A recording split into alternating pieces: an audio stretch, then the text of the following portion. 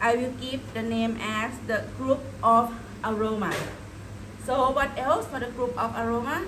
Lemongrass. Lemongrass. Garlic. Galangal. Oh, garlic. See, it's very fresh, still alive. Cafe lime leaf. Garlic and shallot. Onion. You can put onion, you can put shallot, but mostly Thai food we cook a lot with shallot. Okay, see the first group, easy, group of aroma.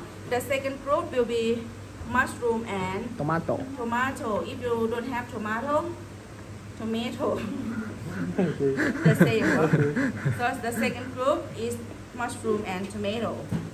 And then the last group, the thin leaf. Since the leaf very small and thin, we don't need to cook it too long time. So we set it to the last group. And the chili actually depends. If you like it spicy, you can put with the first group. If you don't like it too spicy, you put with the last group. Makes sense. Because the longer you boil, more spiciness coming out. And the lime. Every time when we cook the lime, we always do without the heat. If you cook the lime with the heat, this will turn bitter. So we keep lime at the end. There are two main groups here. Aroma, mushroom and tomato, and the thin leaf. Okay? I will start to cut the lemongrass.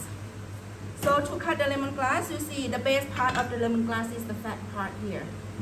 So in Thailand, we will use only this fat part. After we cut and see inside, you will see the purple color.